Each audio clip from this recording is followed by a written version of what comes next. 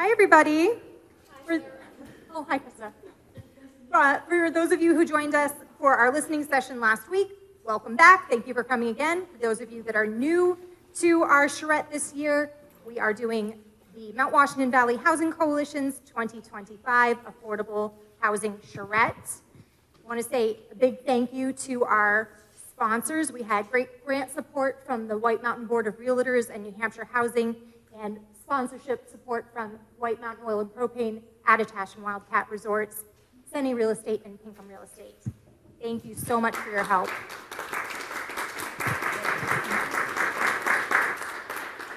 I'll also give a shout out to our in-kind sponsors. Every little bit helps, and we had amazing in-kind support this year from Cheese Louise, from Ledge Brewing Company, from Bagels Plus, and from the Eastern Slope Inn. So thank you to that group as well.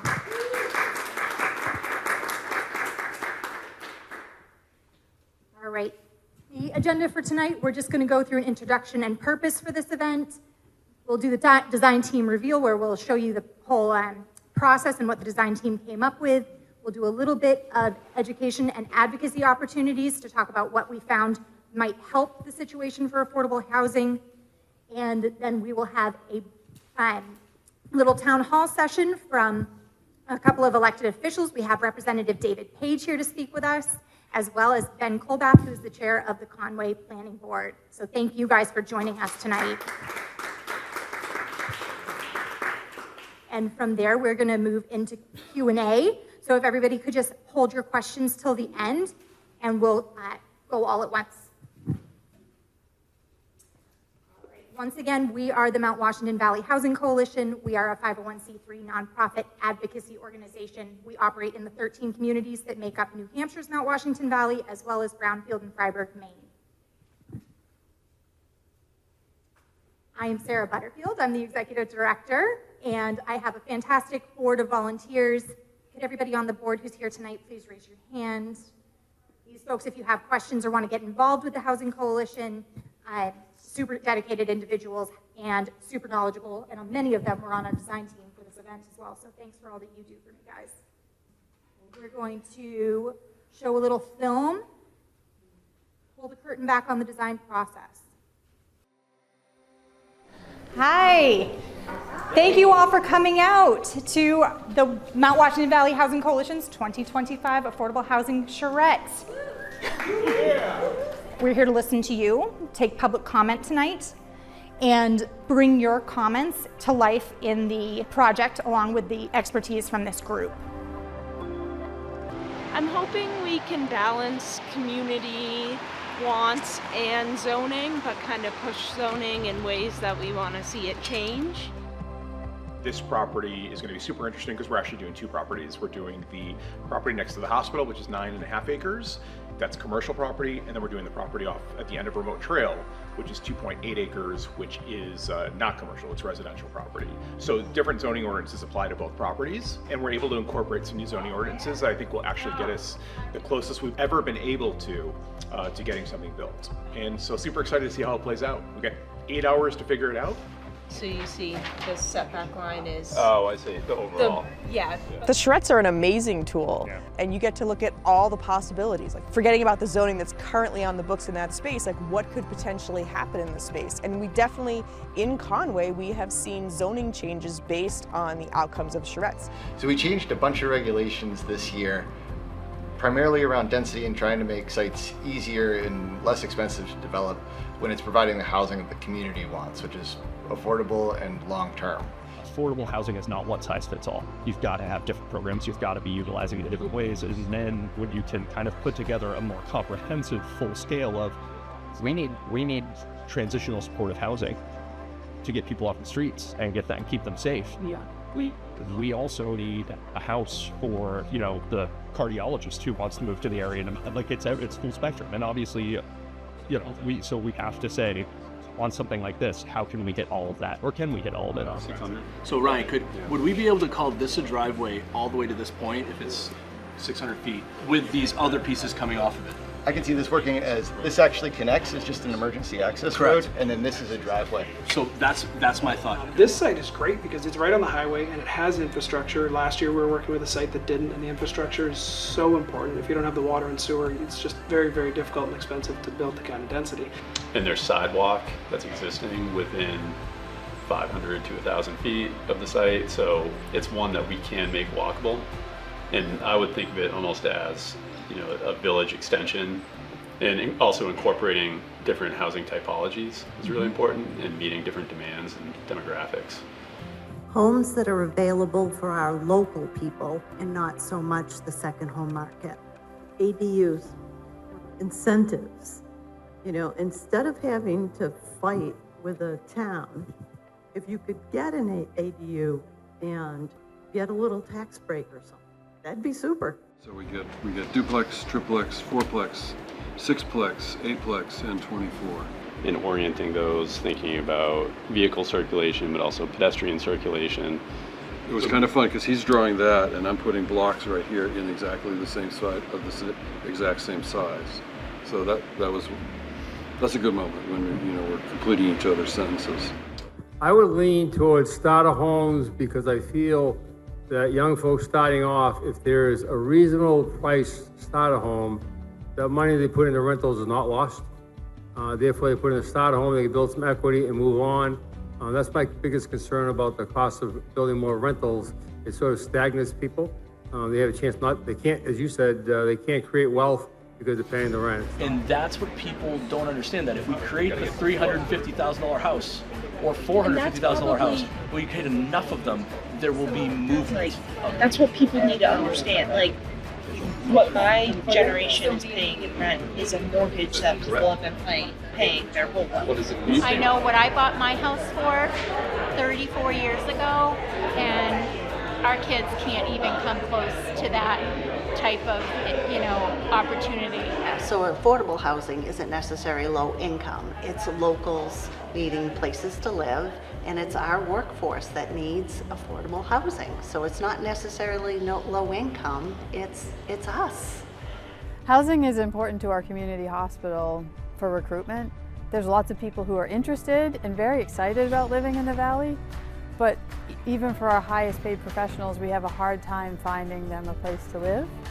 So housing makes our recruitment difficult, which makes it hard to staff the hospital and continue with the services that we need to support our community.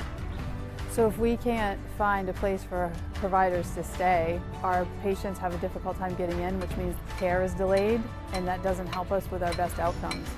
So the overall well-being of our community depends upon us being able to find housing. The one piece of it that I just want to make sure you have in the kind of as part of this is that the homeless component. And if there's a way to incorporate something on this property that would address that, then I would encourage you to do that. So 45 more minutes to tackle this. If Alex, if you want to start jumping in, and we can start putting some numbers to this. And Liz, I think what we should do is figure out a linear foot cost. These guys are working infrastructure. For roadway, and then a square foot cost for parking spaces. Yeah. So The thing that keeps coming up today is we've talked a lot about roads and driveways. And one regulation that's changed is the driveway limitations were 200 feet, and they still are for some developments. But when a site is completely used for long-term residency, a driveway can be built as long as 800 feet. It's a high bar to construct a road to town standards, and that's why the driveway extending that is appealing, because a lot of these sites, that infrastructure cost is a massive barrier to get going.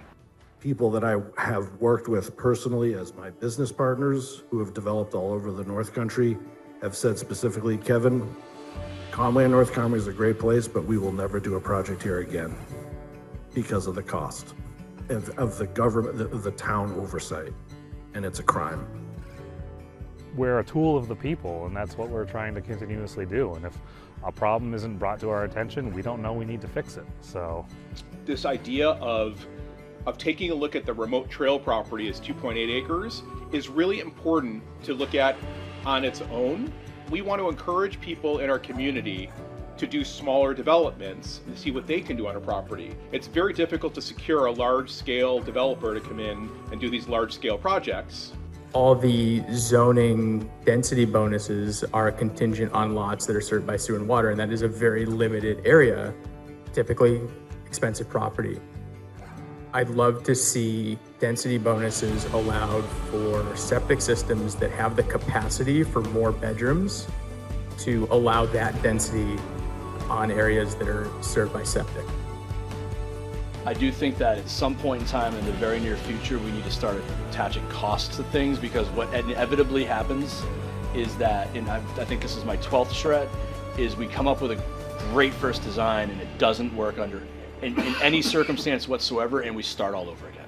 I know there's probably some concerns with if we increase affordable housing, it would put strains on the community infrastructure. But the truth is this community serves tens of thousands of people every weekend and throughout the summer. So from a memorial perspective, we have the capacity, we flex with that, so we have the capacity to serve these people, and I'm certain that our colleagues around the community do too. I think we need to get more of the people who are on the Board of Selectmen and the zoning people of all the communities more involved. We're not a farming community anymore. We're not logging as much as we used to. We are in the resort industry. And there's probably a path that has been done. I know my friends in Breckenridge have lived in a place that they bought, and there's some math equation that when they go to sell it, they have to sell it, like Josh had said, at a certain level so the next full-time employee person can come in and afford to buy it, but also enjoy the uptick in value and all those things that a property owner enjoys. How do we make those changes at the state level that allow us to take the handcuffs off so that we can do certain things through tourism and through capturing tourism dollars that allow to transfer those tourism dollars into building affordable housing or creating incentives for our locals through those tourism dollars. It's like maddening what they're doing out west compared to what we're not doing here. And it's really through tourism dollars that revenue is generated. And our hands are kind of tied in New Hampshire, but that can change. And with those three, to work strategically, so if there is focus on one of those categories, it creates movement out of, for instance, the rentals into the starter homes. Like creating housing inventory that is available for everybody all the time and not to be gobbled up by somebody else who made short-term rental or second home is the key for me. I don't care if that costs us $400,000 or $200,000 or $500,000 or $600,000. If we have inventory that is deed restricted for long-term ownership or long-term rental, that people are going to move into it. So for this project, I think we actually have to be more restrictive than the town. The one where you say you have to live in it for 9 months, that's the deed restriction. Like, this is not a requirement per town zoning. Like, this would have to be a requirement by the developer. And to me, it's really simple. It's literally on the deed. Yeah. Yeah. And the HOA is the HOA. The deed states what you can and can't do. It's no different than you can't have livestock, you can't have, that's all in the deed. We pass all these different regulations, but a lot of times folks just aren't aware of what's changed, and it's hard to publicize what we've done. So I think this is a great opportunity to share what's possible, and hopefully people can take advantage of it. And we're not done playing with these numbers yet, because it could end up becoming much more viable by 9 o'clock tonight. What I'm most hopeful for Monday night is for the public to be excited, to see what we've done, be in support of the Housing Coalition, and recognize this missing middle, push for affordable housing, push for that middle gap that we're missing in the valley.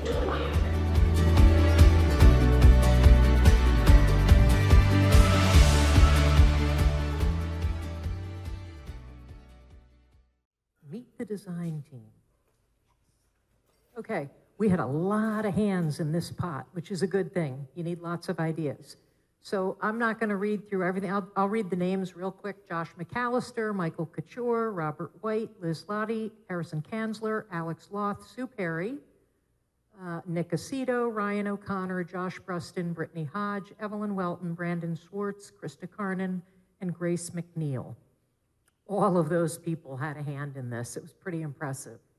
So what's the state of housing today in Mount Washington Valley? Don't have a heart attack when you read this. These are real numbers. We actually have a 0% rental vacancy rate. Who knows what it should be to have a little equilibrium in the rental market? Harrison can't say because he knows. Yes, David. 5%, you got it. We have a long way to go. That's a lot of rentals to get on the market, get filled, and then have a few vacancies to hit that 5% mark. The median 2-bedroom rental cost is $1,445. In order to afford that, you need to make $57,800 a year. That might be with 2 people, might be with 1 person, it might be with 3 people. That's what the household would need to make in order to, quote unquote, afford that rent at 30% of their gross household income. The median renter household income in the Valley is $53,001. So we have a little bit of a gap there. Not as bad as it used to be, but we're getting there. Number of units needed by 2030, 799. I will tell you that is for all of Carroll County. That is not just for Conway. So keep that in mind. The median Carroll County sale price, $475,000. That is an improvement. It was up over 5 for a few months. So we are seeing some softening in the market. I can tell you, I say that reluctantly because $475,000 doesn't feel soft, does it? But that's the reality. Median household income to afford that, $106,200.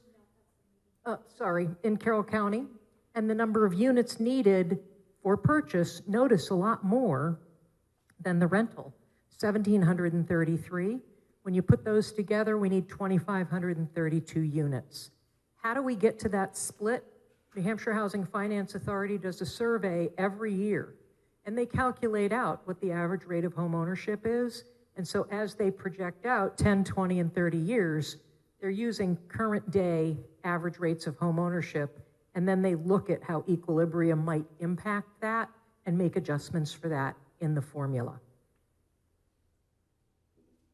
So something you're going to hear a lot about, you heard about it in the video, are deed restrictions. Deed restrictions used to be a dirty word in the housing world. Now they're everything. We don't sign off on anything at New Hampshire Housing without a deed restriction in it because we want to make sure that the people we're trying to serve are the ones that get served and the home doesn't end up in a second home market or an inappropriate investor market, short-term rentals, things of that nature. So deed restrictions are just private agreements. They limit control of how a property can be used. They're found in the deed and they're usually put in by a builder, but they might be a requirement of a lender. They could be the requirement of the town or even the state, depending on what that developer is putting into the development and what type of concessions they're getting from the town. So an example would be if the town of Conway said, we'll give you 25% more density in this development. In exchange for that, right, there's always quid pro quo there. In exchange for that, we would like to have a deed restriction noting that these can only be used for a certain level of buyer and only for primary homes for 10, 20, or 30 years. I've seen them as high as 40. They can go in perpetuity, but as my friend Harrison reminded me, when you do that in perpetuity, you might be impacting the marketability of the home from a mortgage perspective. So it's not just the buyer, but it's also who's going to finance the home. So all of these things have to be considered. Thanks for keeping me honest, Harrison. So rental restrictions, it could prohibit the ability to short-term rent the property. Most developments of this nature would absolutely not qualify for short-term rentals and resale opportunities. So if there's a deed restriction that you can only sell it to somebody else who makes 80% of your area's median income, you think about the last 5 years and how homes have appreciated, you may not be able to take advantage of all of that appreciation. There's actually a calculation that goes into it. Usually a nonprofit or the town will monitor these properties and actually manage them through sales to ensure that it's being sold to whom it was intended to be sold to, and that the seller gets their fair share of whatever the equity agreement was at the time of purchase. So it must comply with fair housing laws and state-specific regulations, and we already talked about the enforcement, local government bodies, HOAs. I've not seen a lot of financial impacted deed restrictions handled by the HOA. They usually go to a higher level body or some sort of external, like a head who does, you know, property management, somebody with experience in that vein. Thank you, Sarah. Okay, so what I'm gonna do now is I'm turning this over to Nick, and Nick is going to talk to us about all these fabulous plans that are here. Hello, everyone. I'm Nick Aceto with Aceto Kimball Landscape Architecture. I became interested in participating in the Charrette because I really love this valley. I'm a mountain person. I lived in Colorado for a long time, and Portland before that. And I just really care about this landscape a lot. And I consider the urban fabric, the way that we build buildings, neighborhoods, streets, part of that landscape. It influences us every day when we travel through the Route 16 corridor, what we see. It's part of our psyche. So I also care very much about how people live.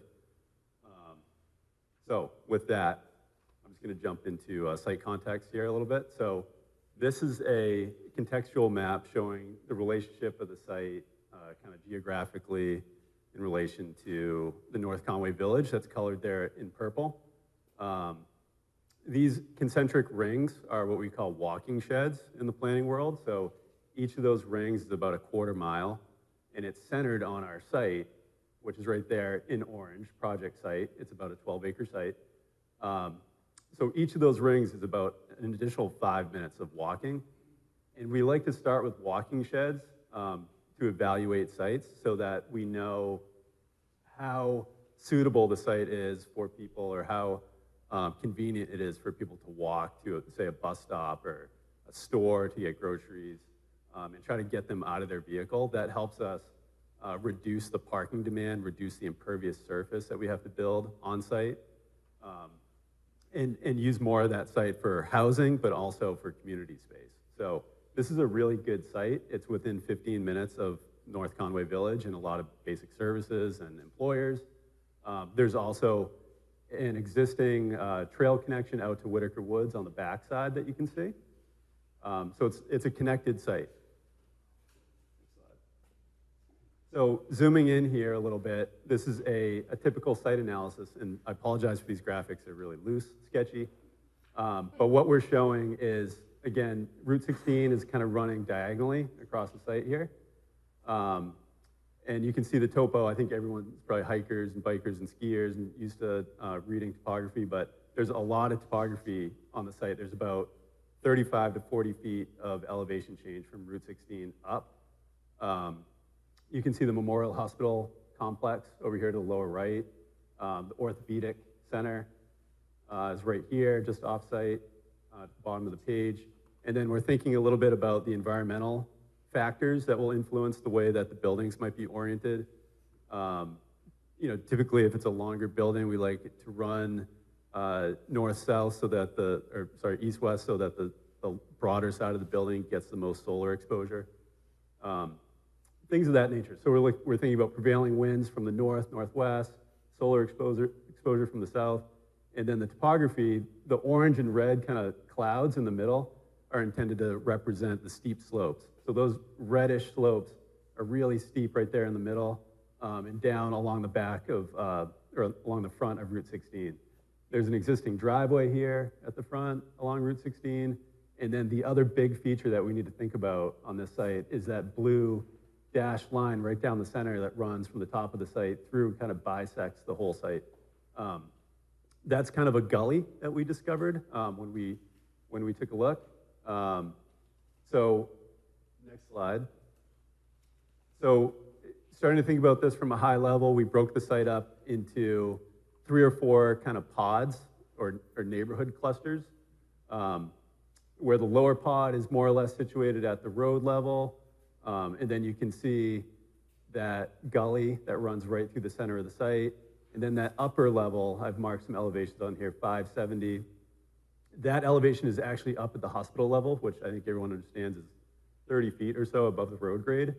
So that causes us to think about access on the site and how expensive it might be just right out of the gate if we access the existing driveway and then have to go up, do all this grading to get a road in, and then cross over that gully. It would most likely be a bridge, which is very costly. So we started thinking creatively about how you could maybe partner with the hospital and also look at remote trail and the access for that upper portion of property. I should also mention there's 2 zones on the site. So this lower 2/3 is in the general commercial zone, which has a whole different set of dimensional standards, how high you can build and how many units you can build, versus that upper site off the end of remote trail, which is a rural residential zone. So much lower density. So we both want to create connection between the sites, both physical, but also visual, create some cohesion. And this is tricky. It's a site with a lot of topography and some very real terrain features to work with. So taking those pods and fleshing them out a little bit more into actual units,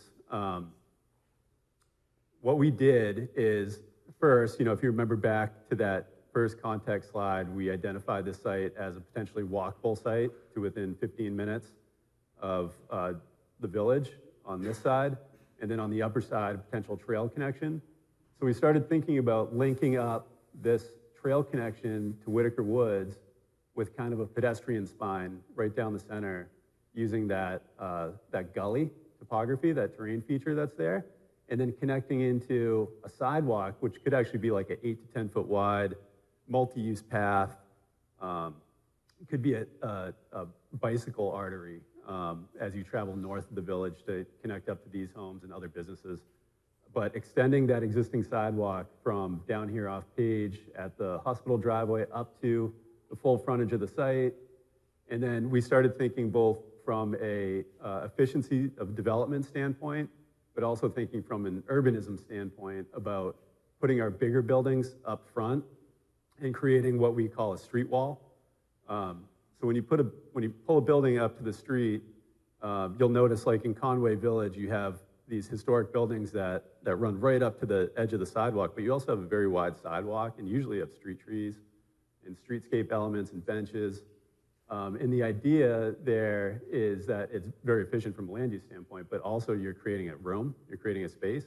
And we started thinking about recreating some of that condition here, almost thinking about kind of a village north extension, and really starting to create a pedestrian environment with street tree planting, wide sidewalks, a wide buffered esplanade, and then starting to think about, too, from a commercial development side, some of that ground floor square footage in those bigger buildings could even be like mixed use space, some small retailers, coffee shops, that could help serve this community in a place to gather.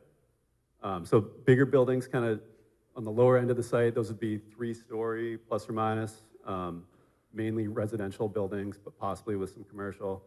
And then we're tucking the parking up above. In the back there, you can see a fairly large parking field. And then our initial concepts actually ran the road right up along the gully, all the way up into the back of the site. And through conversation with engineers and the real estate team, we realized that's like hundreds of thousands of dollars to run a road all the way up through the site, and we don't really need to. So we took that road away in this revised concept, and we created a pocket park in the center of the site.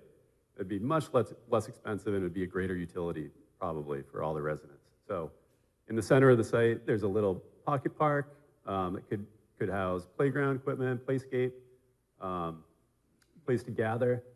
And then there's some additional multifamily, smaller walk-up buildings in the orange. And then as you go up above that slope there, those are what we call attached single-family or kind of townhouse units, so 3-story, kind of top to bottom, skinnier units, but tall.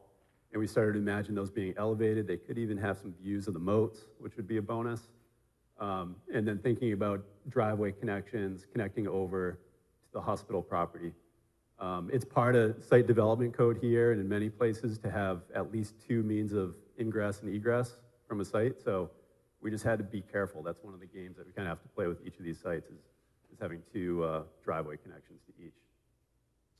And then up in the back of the site, the rural residential property becomes kind of an extension of the remote trail single-family character. So smaller, compact single-family homes, relatively close together, you know, kind of deeper than they are wide, with front porches really being key and fronting on a common space. So another community common up top that's linked by this pedestrian spine to another pocket park that's linked by a sidewalk to this multi-use path on Route 16.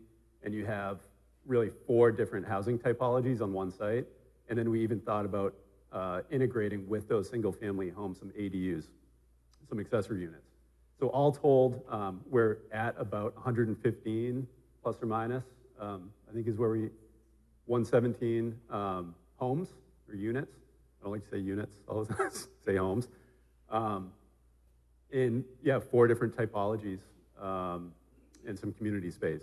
So we're pretty proud of what we came up with.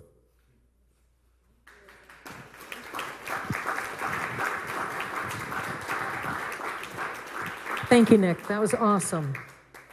The one thing I want to point out, the hardest part about this is for us to help you understand the vision in our heads for what these homes look like. Everybody has a different idea for what a home looks like. So Bob White, who has worked with us a couple of times now, has done a really good job at pulling up some depictions just to help us work through it. And his focus was really on homeownership with a priority of starter homes, walkable neighborhood, we hit that, and focus on diverse housing types. So we're just gonna go through a couple of slides that he sent, and he's done some of the drawing options here. He shows you how they can look laid out, but then he shows you an actual photograph up top. Looks an awful lot like New England, doesn't it? Not as scary as it sounds when you look at something on a piece of paper and it's just a square with a roof and you're praying it's something you're gonna like. So a neighborhood model, sense of place. He's showing that center. Nick talked a little bit about having that green space in the middle for a park. Here's an option that looks like that. Again, very New England-like. What do we have here? Cabins and cottages, single-family homes. You know, this is interesting. Here's your before and after. One of the things we talked about a lot were condos. We can actually get greater density at less of a cost if we built condos. The reason we went the route we did was because the community really wanted single-family residences. A developer may come in and they may say, in order to really make this viable for me, I've got to do condos. I have to tell you, if they come in at the prices that we were able to come in at or less, I would take it all day long, because as Nick explained, we can build the front of the development to look exactly the way we want it to look from the street. And there's nothing wrong with condos. They don't have to look bad. They just need to be built in a way that fits with the community. So I just want to throw that out there. You're not seeing that tonight, but it's absolutely an option, and it's a viable option to get units on the street.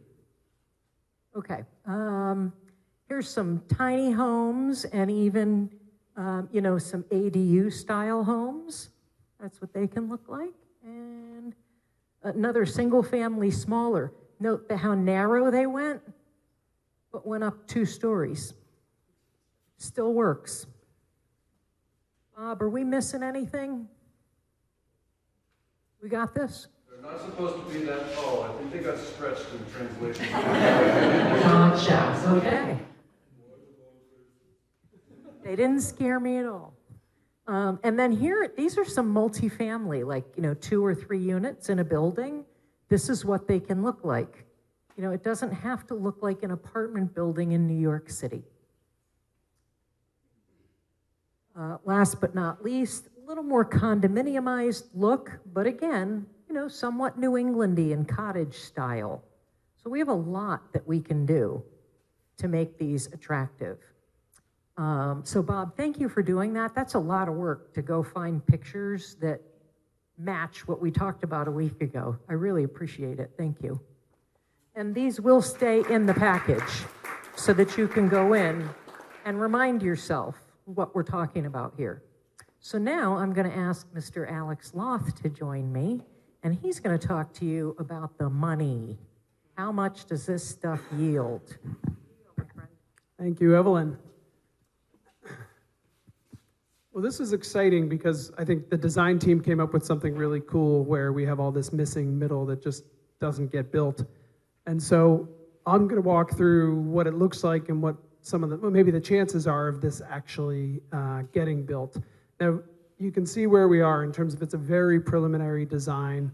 Things are very uncertain in the world these days. So that's my caveat, that all of these numbers are, we're throwing estimates at the wall here in terms of what it would really cost. But, so what we did is we took the breakdown that you saw, those great pictures, the different types of neighborhoods, and we said, what could we put for prices on those for sales?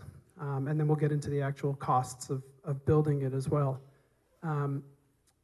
So this plays off the income in the area as well, the median income. So we tried to tie some of these sale prices to the levels of affordability in the area. And so you'll see that we have the $240,000 number, which represents what someone who makes 80% of the median income in the area can afford. At least that's what the federal government says. If you make 80% of the median income in the area, you can afford. It's up to you what your actual expenses are, right? How often you go out and get pizza or whatever. The studio would be a single income, so $140,000. And then the $350,000 represents very close to what two incomes, a family at 100% of the median income could afford. So we have, in the plan, as it sits right now, we have the studios. So those are in those front buildings, which are a little closer to what you've seen from larger developments, a larger scale kind of apartment building. So one floor living, sometimes they're called garden style apartments, except not for rent. In this case, in our scheme, they're for purchase. So we would have 8 units available for purchase at $140,000, which is amazing and doesn't happen. Actually, maybe Harrison builds those types of things, but to have either a private developer come in or some consortium of local investors, et cetera, who could potentially come together, put this together, the way we've drawn it up, we'd have 8 of those units at $140,000. We'd have 2 bedrooms at $280,000, some larger 2 bedrooms, a little bit more money, and the 3 bedrooms at the $350,000 level, adding up to 74 units that are really all affordable one way or the other. They're either at the 80% income or the 100% income. Whether or not that's affordable for you is a different story, but they do qualify as various levels of affordable. So this is these are the units that are up by the hospital. So these are market rate units. And at these prices, as you can see, they're not falling into any category of official affordability. The idea here is it's tied to the hospital. So maybe some of these people are hospital employees that we heard the director or president of the hospital talking about. And it also helps the bottom line of the project. I think one of the ways to get things built here or anywhere is you often need some sort of subsidy to create affordable housing. Well, we don't have public subsidies necessarily, but this is one way of bringing income into the development to try to make that bottom line pencil out. So 28 units ranging in price from $600,000 to $700,000. The other thing about these units is, I think has been said before, any unit that gets built helps the affordable housing crisis. So if this person comes here and buys a $700,000 unit, they're not buying the house down the street from you for $300,000, gutting it, adding a story, and then that's their $700,000 house, which hopefully helps that house stay there for someone else to buy. And then this is really cool. I've been wanting to do a development of single-family homes someday, somehow, and maybe someone will do this here. So we created 15 little houses. Nobody builds little houses, not around here. People used to build little houses. So anyway, we've got 15 little houses, also at those same affordability rates of $280,000 and $350,000. They could have an ADU with them, or they could be set up such that someone could create an ADU by building something off the back of their house, attached, detached. We envisioned that these were expandable as well. We really like the idea of someone being able to get into a small house and then adding onto it and growing with it over time. Think about a small cape, right, that many of us have seen, and then someone would finish the second floor and dormer it or finish the basement and make it into living space. So houses you can grow with, but you would own your own 4 walls, which is pretty exciting. So someone else ran the numbers here. That means 61% are really sort of HUD, oh, maybe that's not the right term, but big A affordable, that 80% of the median income. We planned in the whole scheme is that 76% of them would be deed restricted to primary residents only, so no second homeowners. And that 24% of the units don't have that restriction, but wouldn't be able to be used for short-term rental. So effectively, none of them would be allowed to be used for short-term rental, but 24% of them, in theory, could be bought by someone who's not a full-time resident here. Thank you, Alex. Appreciate it. Okay, to stay on the money path, we have Sue Perry. She's a commercial lender with Union Bank, and I just have to tell everyone, this is the woman who taught me how to spread cash flows 25 years ago, and I've never forgotten it. She's a great teacher. Thank you, Sue. So she's going to talk about the numbers. All right, all the boring stuff here. So of course, I'm using the numbers that these folks put together for what they expect the project to cost. And I've broken it down into 2 different loans or 2 different financing structures. The first one is your horizontal loan. That's to do all the infrastructure, the roads, everything that you need to do before you start building or going up. The estimated cost of that was $6,227,000.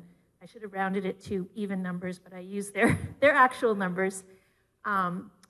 So in that, with owner's equity being 20% into that project, you're looking at financing about $4.4 million of that part of it.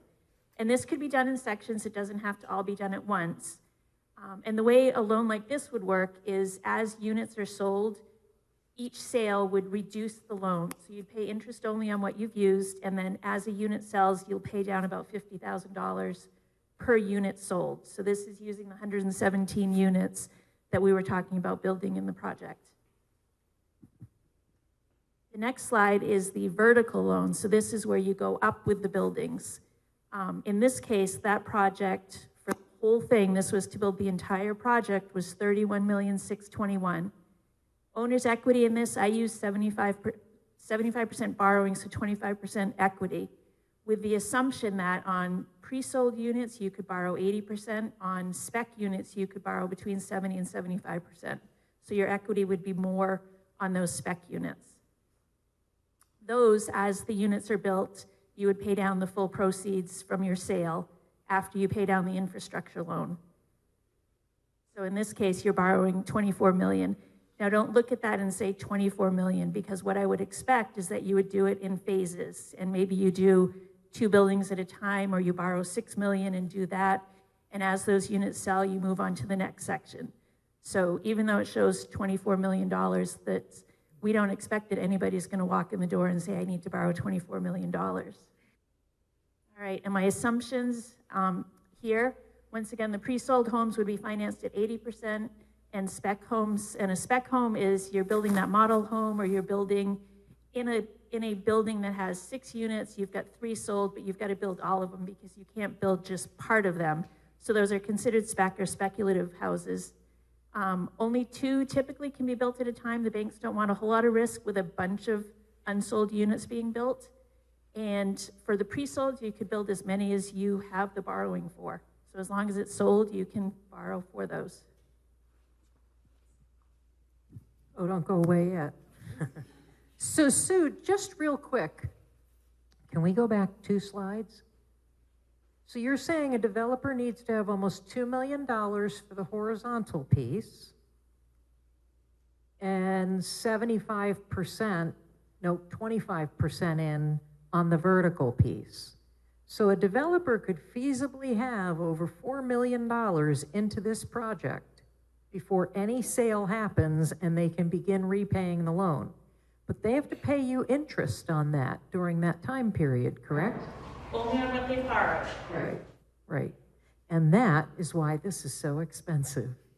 I just think it's really important for people to understand somebody is taking money out of their pocket before any of this begins and handing it over to somebody else to hold to make sure this all works out.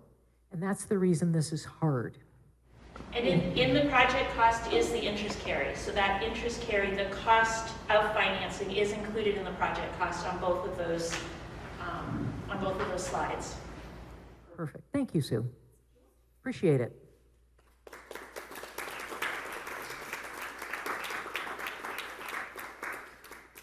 This is just real quick to help. We like to put reality to these numbers. We can talk about this all day long. If you can't take it home and see how it fits in your world, it doesn't have a lot of meaning to you. So Brittany Hodge, who's also on our board, put these together for us. She's looking at the single-family deed-restricted property, the $280,000 purchase. We can do that with 3% down.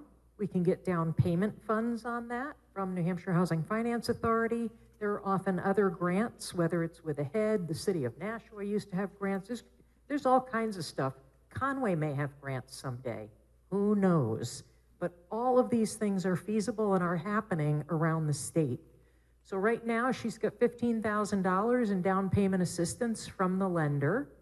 The loan amount ends up being $271,600. And at the end of the day, your total payment is $2,407, which makes you choke a little bit, right? Are you all kind of going, Think about what we said earlier. This is not the most expensive home on this lot, but it's also not the least expensive. It's kind of right up the middle for those low to moderate income borrowers, which are our workers, which are most of us in this room, honestly. So this is the number. That's the reality. It can be done. We see it every day, but a lot of times it's a two-person household. But maybe it's not. Maybe it's a medical professional who's going to walk to work every day. That's awesome. Now when you show up at the ER, you know you're going to get helped because there's somebody there already. Okay. Next, we have Harrison, who's going to talk about that community toolbox and how we might be able to make some of these more affordable. Hello, good evening. Now we get to talk about laws and stuff, so get ready to fall asleep. My name's Harrison Kanzler. I'm the Executive Director for Affordable Housing Education and Development. To simplify it, you can call us AHEAD. We are a nonprofit affordable housing development and management group based in Littleton, New Hampshire. We cover Northern Grafton, Northern Carroll, and Coos County. And I am, just as far as why I'm talking about this, I'm on the Governor's Council for Housing Stability for the state of New Hampshire. I'm on the board of directors for the National NeighborWorks Association. I am the co-chair of the Rural Advisory Committee for NeighborWorks America. And I also am part of the Grafton Regional Development Corporation, so looking at economic development in rural New Hampshire. So this is unfortunately what I like to do in my free time. So a lot of what we heard the other day at the listening session is what are the programs, what are the incentives, and how can we make things like this pencil out and work for developers? And so I'm going to talk about a few things that do exist and things that we can use here in town or in the state of New Hampshire, and then ideas of how we can push certain people in the room to maybe move towards some other things that we've seen in other places. So these aren't new creations, they're things we can replicate from other areas. So to start with, 79E as New Hampshire RSA tax code. We actually recently, the town of Conway recently adopted part of this. This is an interesting tool for developers. What it does is it incentivizes historic preservation of properties. It incentivizes doing mixed use downtown rehabilitation, so doing units above a commercial space.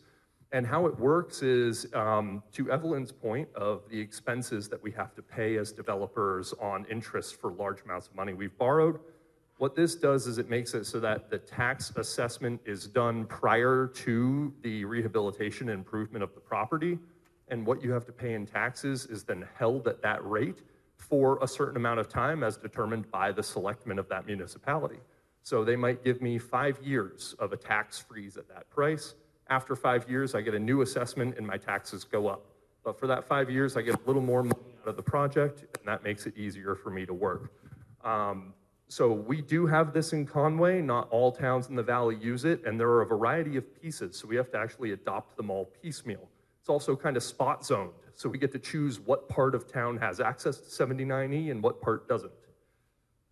Homesteading was brought up quite a bit. This is a term that's generally used to describe any sort of tax incentive or tax break for people who live in the community. In the town of Conway, we have this for older adults and for veterans. The state of New Hampshire pretty much only recognizes those two. We heard loud and clear that people thought that this is something that should be for primary residents, people just generally who live in the community, workforce. There are other states that do that, but New Hampshire does have this in statute already, so it would be a matter of adding that into the tax code. Impact fees, which we also have in the state. Let us say, for instance, that the town of Conway required, let's say, hotels to include housing as part of their development. If they said, we don't want to do that, we can let them not do it, but they have to pay a fee for not developing the housing that we need. And that fee has to go somewhere. In New Hampshire statute, we are allowed to create a housing trust fund for the town. It is a revolving housing trust fund. It's one of the funds that each municipality is allowed to create. And there's a variety of things we can do with that money.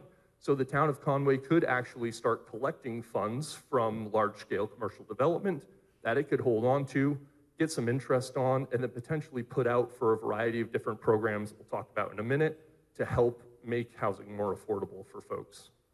One thing we heard a lot of as well is people talking about an idea that's called local taxes. This would be something along the lines of the state allows for state currently requires 8.5% on the beer you're drinking in room and meals tax.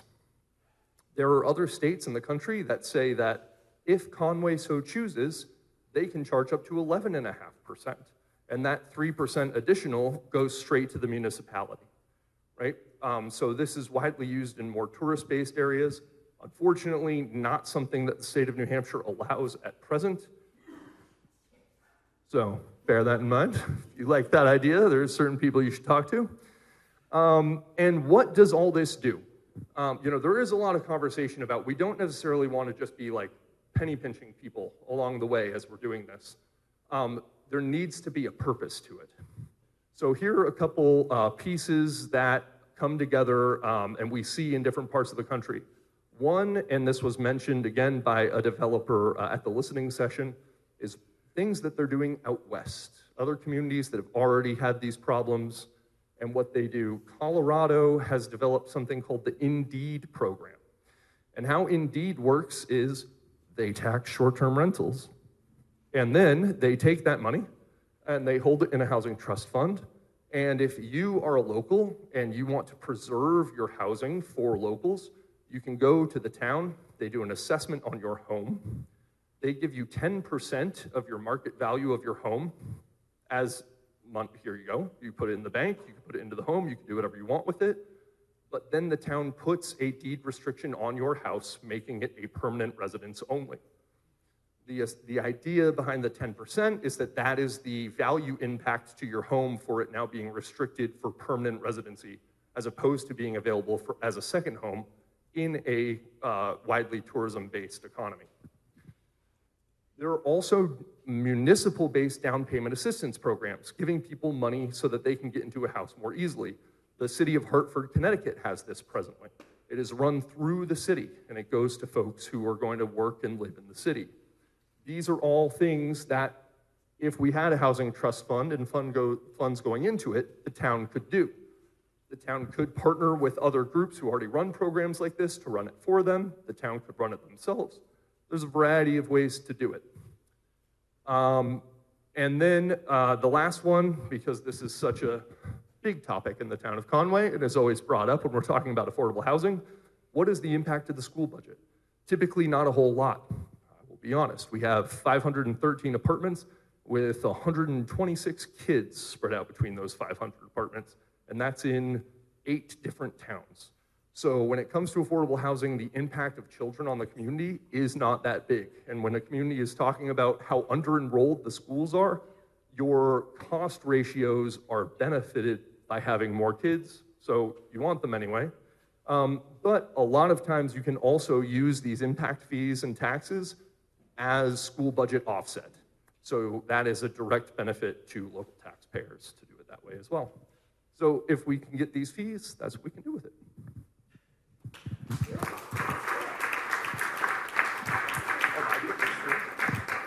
Okay, I'm doing this too, I've been told. All right, so one thing that's really important when we're talking about housing affordability is the distinction between renting and owning. When we are talking about renting, the assumption on those who are in power, who come up with all of these numbers in the federal government, is that renting is a three-person household, and a three-person household is always based on one income. When you are talking about owning, we are talking about a four-person household, and a four-person household is always based on a two-person income. So that's why we see such large jumps in what the housing payments should be between a three-person and a four-person household. So a lot of times, if we went back a few slides, you don't need to do that. But when we're looking at those higher numbers and we say, geez, how is the dishwasher making that? How is the ski school instructor making that? They're not, right? They're not. That's the answer. So this is a quick piece that we had put together. NeighborWorks America did this for us. They are an incredible asset to my organization and therefore to our communities. And what these profiles have done is broken down based on average rates of employment in different fields, what a household might look like, and therefore what they can afford. And so this is a general renting family and a general owning family and the prices they can afford. So I just wanted to give some context as to why you see jumps in numbers like that.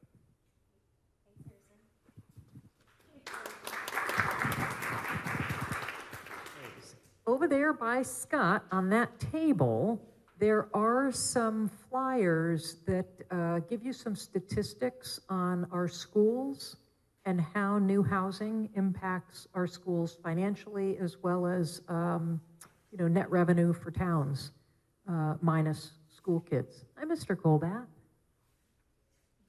I didn't see you come in. Welcome. Well, now I'm going to ask our experts to come up. Let's see, David Page, Ben Colbath. That's it. I will say that we just kind of breezed through some zoning slides.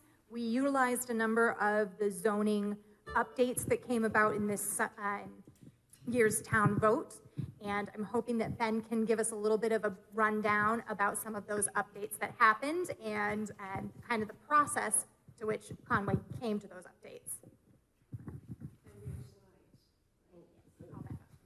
Oh yeah, we're not going to leave you hanging, dude. No.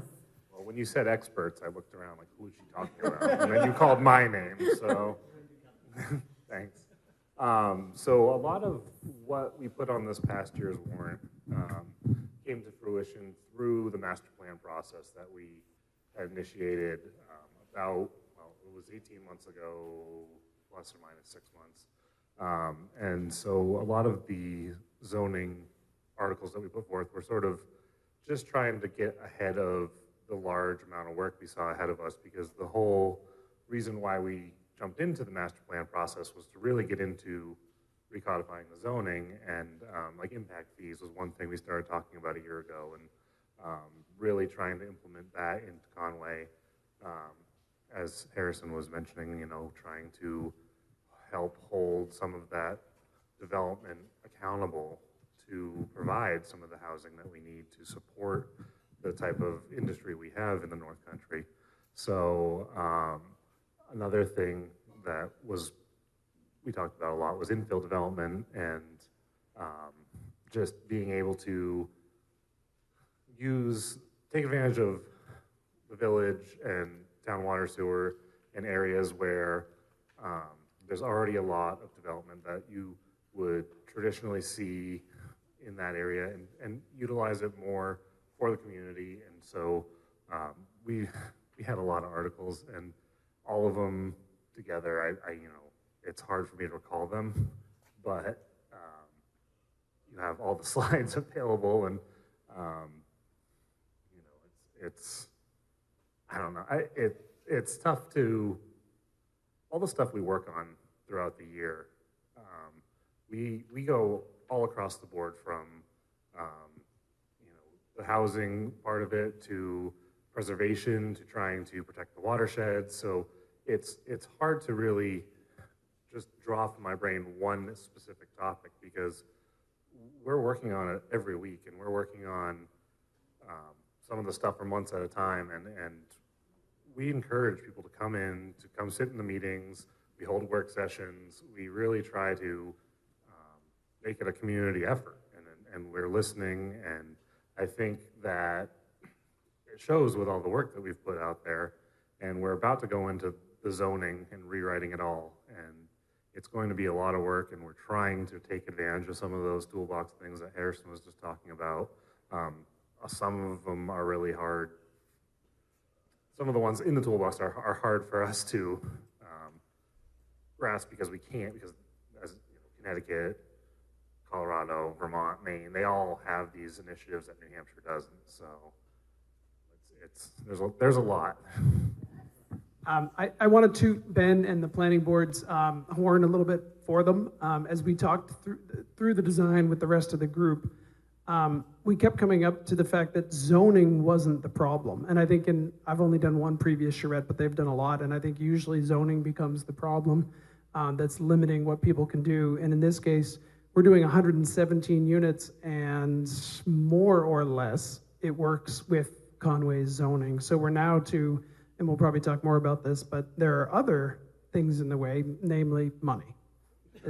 So really there's one thing in the way, namely money. But Conway's group has done amazing work at having some of, as I think Ben said it earlier, whether he's proud of it or not, some of the more permissive zoning in the state. They've removed a lot of barriers, and hopefully other towns go in that same direction. And then we find other ways, like Harrison outlined, that we're gonna bug David Page about to go to the state and try to get the money to get this housing built. But they're doing a great job here.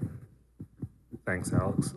Yeah, and just going back to what you had said earlier about deed restrictions, about those still being a dirty word, they are still a dirty word to a lot of developers. We have developers come to us and say, well, we would do this if the deed restrictions weren't so high, and we've lowered them, and they're still too high. And we have to kind of remind these developers that it's not Conway's job to make it profitable for them. That's not fair to the taxpayers. It's not fair to the community. Some people look at some of the restrictions that we have as ridiculous, and nobody wants a steel-sided structure to go up that's a rectangle next to them that just holds 200 units.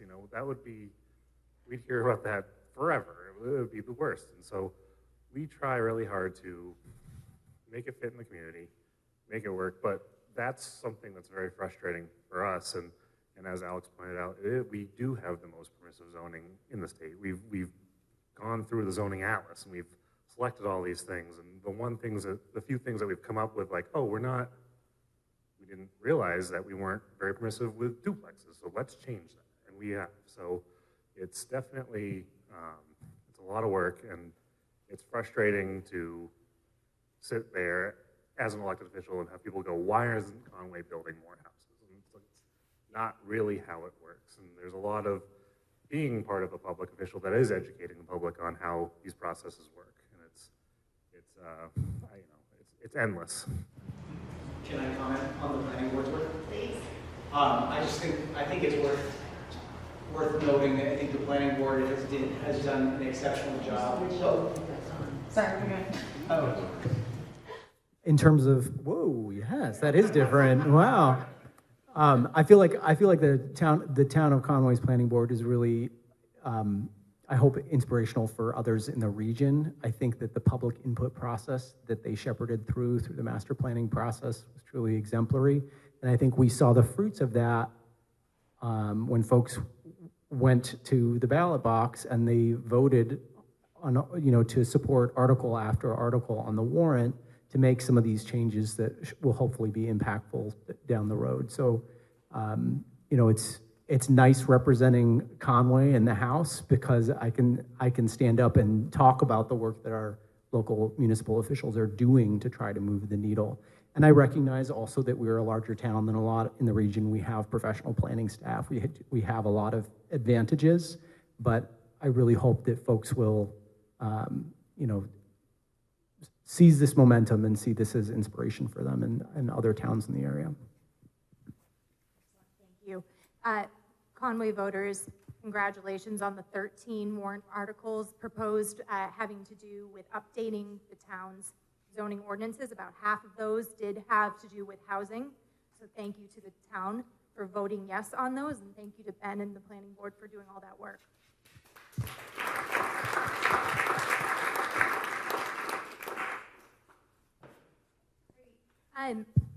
We were hoping that Representative Page would give us a little update now on what is happening at the state level and the work that's happening down there to affect affordable housing in our state. Sure, what is happening and what isn't that should be, I would say. I think of several different streams that we need to address to make progress on housing through a statewide lens. One of them is certainly around land use reform. And the tension there is between what should the state mandate versus what should be local purview. That's a constant tension. And what I always try to remind people of is local control is not a pro or con discussion. It's much more nuanced than that. It's what is the appropriate scope of local control. So there are times when I'm having to rein in, especially some of my Republican colleagues on committee. We had a bill this year that would have completely eliminated any municipal authority to regulate parking at all, for example. I said, that's not going to work for me, but let's see if we can meet in the middle on that. So I think there are times when we need to kind of, say what tools do municipalities still need to regulate here. But on other topics, like on manufactured housing, for example, I think I find all the arguments to zone out manufactured housing very hard to stomach. I find it hard to see it as anything other than trying to, exclude certain people from the community. So I think there are times when we have to say, what is the purpose of zoning, which is, to promote public health, public safety, general welfare of the community. And are there times when municipalities are using zoning in a way that is not, in the spirit of the reason that power was delegated to municipalities by the state? So that is one area where there is a lot of action this year at the state level, frankly, because of the way the election turned out and who's in control. I'll say what I worry about currently is more of the programmatic support. And back to Alex's comment about money, right? A lot of this does come down to money. And what we are unfortunately seeing is we are seeing a winding back of certain programmatic support we lost in the governor's budget and then sustained through the House. Hopefully we can bring it back in the Senate. I'm hopeful that my good friend and colleague, Senator McConkey, will help us on this.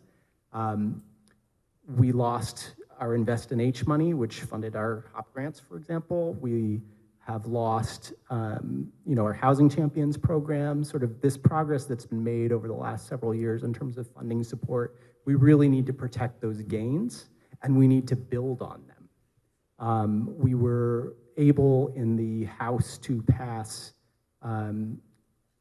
as part of the budget, we folded a bill into the budget called the Partners in Housing Program, which I think will be a great program. However, we zero funded it, right? Because this is a very tight budget year. So hopefully we can get some of that funding again back in the Senate. But really, zoning is part of the answer, right? That is part of what's holding us back. But zoning reform alone will not get us where we need to be. The other stream that folks talk about is permitting reform. How do we streamline this process? One bill that came up was around driveway permits, which can sometimes take someone a year to get a permit, right? And who wants to sit around waiting that long? And so, we're trying to find ways to streamline some of these process pieces that are really holding us back. So I'd say those are sort of the three areas. One is the land use reform, our programmatic support, which I think is equally important, and then sort of that bureaucratic red tape kind of reform. So So those are sort of the three action areas, I would say. Awesome. Thank you for all the work that you're doing in Concord. Can you tell us a little bit about how people can get involved in that process if they want advocacy opportunities? Sure. Well, you can reach out to me, for starters, always. I would encourage folks strongly if they feel, I assume my friend Mark is already on side, but I would reach out to Senator McConkey to express your support for the restoration of that funding. I think, the more folks he hears from, the easier it will be for him to stand up and support the restoration of that funding. And certainly looking ahead to next year, I'm very interested to talk more with Harrison about some of his ideas, and we can certainly be looking at other legislative action for next year. We should really be looking now for folks to understand the timeline here. We are bill filing will happen in September. So it's really this period, even though we're in the thick of the legislative session right now, it's really between now and the end of summer that all that heavy lifting work on developing bills for next session is happening. Because there's not enough to do. That's right, Tom Eastman, Conway Daily Sun. Describe, please, the political hurdle that why the local tax, the room and meals tax, what do they not get? Why do they not want to give it to a tourist town? How much time do you have? So rooms and meals is a little bit of a third rail, okay? And I recognize this is on top of that, right? And that was the bill that I proposed this year, alongside one to just have some transparency into where the revenue that the state receives comes from, which currently we do not. For those who do not know, we do not collect data on the municipal source of rooms and meals revenue. So when you try to drill down to understand how much Conway is contributing to fund the state budget, the data literally does not exist, which is frustrating. I tried to change that. People did not. Frankly, my assessment is that folks are scared of what we'll find out and the way that will equip us for further advocacy. So we were not able to pass that bill. The trouble is, and I think this is even more acute this year when we have such a challenging budget environment, is that rooms and meals revenue is paying the state's bills. And the communities like ours, like Portsmouth, like a handful of other communities that want this and have been advocating for this, face 370 other reps not representing communities like ours who both feel that money is necessary to balance the state budget, and also because a portion of that money is redistributed to each municipality on a per capita basis rather than on the basis of how much was collected from each municipality. They see it as a zero-sum game where if we get what we feel is our fair share, they will end up getting less, which frankly is true. So from an advocacy perspective, we will not be able to win this fight alone. And I responded to every email I got advocating for this bill, and I would always chuckle because I'd say, yes, that's my bill. I will definitely be voting for it. But you don't need to write your Conway reps. I mean, we love it. We love hearing from you. But the issue is the coalition building statewide and helping folks in Littleton who may see this, they may be experiencing this more and more as they grow as a tourist destination. Helping the folks from other pockets of the state to understand why this is fair and why they shouldn't be scared of it, and why for some people it may ultimately benefit them. The other thing I'll say, we had kind of a laundry list of various policies that Harrison presented, including this one. And the homestead property tax exemption was another one that came up, which is another bill that I put forward last year. I have to say, as a property tax relief solution, the hotel fee, the occupancy fee, will help for a year or two, but we know that the costs will continue to rise. So this concept of putting it into a housing trust fund is an interesting one to me. The homestead property tax exemption is a more lasting solution when we're talking about folks' housing stability as it relates to their property taxes, right? That a hotel fee is practical in the sense that we feel we are not seeing the benefit off of those tourism dollars that we deserve as a community, but it will not be lasting property tax relief in the way something like a homestead property tax exemption could be. So I think that's when we're weighing sort of our policy priorities, I'd keep that in mind. But for clarification, the homestead exemption is to allow people to stay in their homes. A resort fee, an additional resort fee, would go towards creating new homes so that people can get into homes. It well could be. I will say the bill as the hotel fee as it was introduced was to offset large infrastructure costs and law enforcement costs as it was presented for the last two sessions. And that was because as a fee, it is supposed to offset impacts of that tourism traffic, of that transient traffic. So what we heard from, Chief Maddie, from various folks in town was that these are additional costs that we as a community are bearing from this additional traffic. And so we could use it to offset those costs. We could also make that argument that this traffic is also having an impact on housing and that the fee could therefore be used for that. That is not the bill as it was presented, but we could talk about that for next year. So just so the group understands, what you're not talking about legislation that would have redistributed the current 8.5% rooms and meals tax.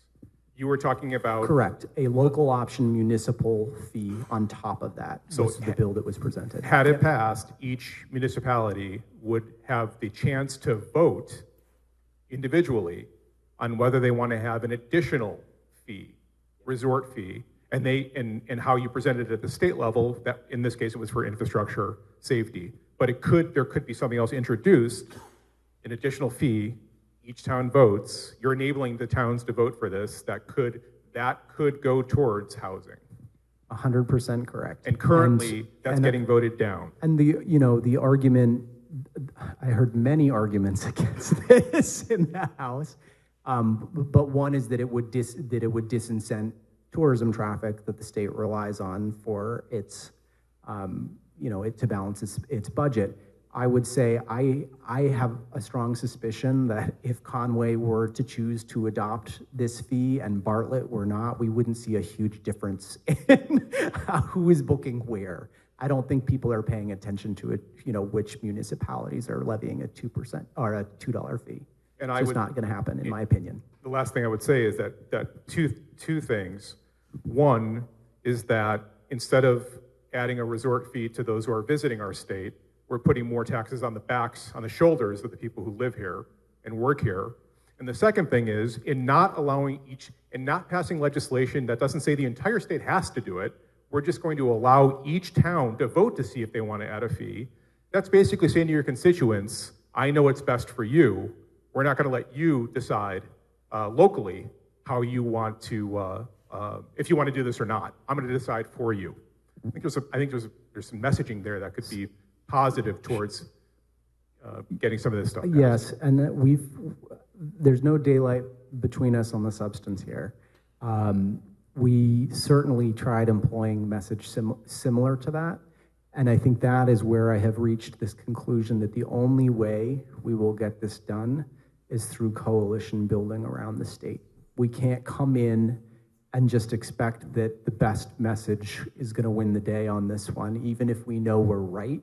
It's really getting other communities and other town managers, other select board members to be advocating for this side by side with Conway, with Portsmouth. We need that strong coalition if we're ever going to get this done. Just them's the facts, in my opinion. David John Colbeth here, Selectman. One, thank you for all you do. And two, we all know we try to be virtuous and righteous in this state, and we have a motto, and it really should be live poor and die, because that's what happens for a lot of us. I had friends who just came back from Orlando for a vacation. There were 5 add-on taxes to their hotel, restaurant bills, all the stuff there. So, I mean, other places are reaping revenue that we're not smart enough to buy into, which is too bad. Agreed. Any other questions? Thank you both. We appreciate you being here and all your knowledge. Much appreciated.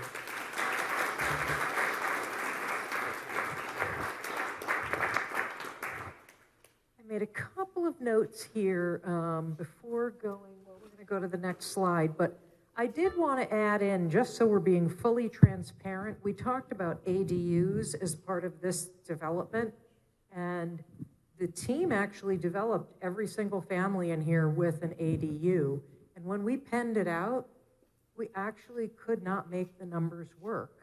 And so we had to remove the ADUs, keep them in the approved plan, and then our real estate agents went out and said, well, you could sell the home as is, and we give the plan to the homeowner.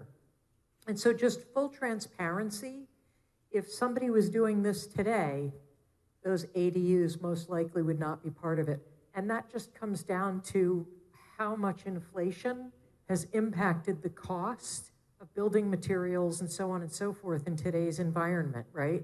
You already have your crew there. We know it's not going to cost that much more in labor. This really comes down to the cost of materials and that continued increase that we're seeing over time with no real relief in sight right now, unfortunately. But just full transparency, okay? Sarah, so questions?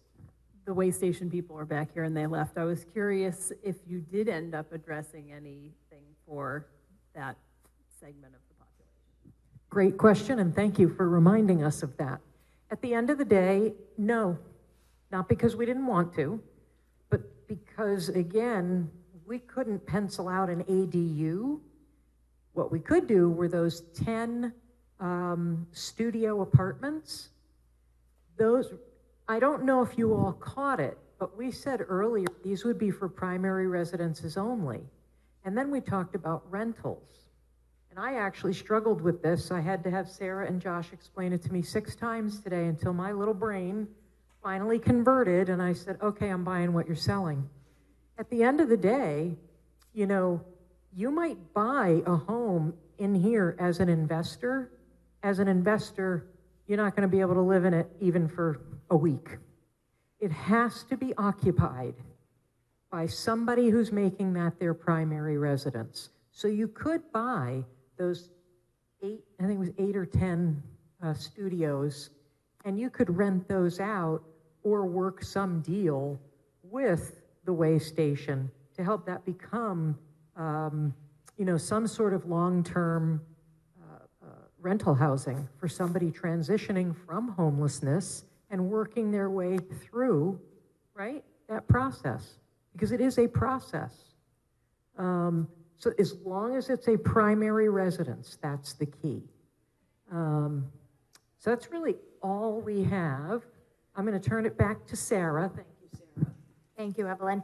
I will say in regards to the shelter housing we had hoped to add to this development, this came up in our Ossipee charrette as well, that we weren't able to address every need of the community with that one development, and that played out in this situation as well. But I think it's important to remember that just because we can't address every single need that is in our community in this one development, that's not a good reason not to address any. Any other questions? All right. Well, with that then, I am going to close out, and if you want to chat, I'm sure the design team will be available to answer questions as we hang out a little bit longer. One last final thank you to all of you for coming out and being engaged in this process. Thank you to Representative David Page and to Ben Colbath for coming out. And thank you to my design team and my board for all of your help in this process. And a huge thank you to our sponsors, White Mountain Board of Realtors, New Hampshire Housing, White Mountain Oil and Propane, Attitash and Wildcat Mountains, Sene Real Estate, and Pinkham Real Estate. We would not be able to get programming like this done without their support. We will have a full video recap of the entire Charrette process available on our Facebook as well as our website. We'll also have the slide deck available on our website at mwvhc.org. If you have any further questions or want to connect about doing a charrette in a different community, please don't hesitate to reach out to me. And we'd love to talk to you more about housing advocacy in our community.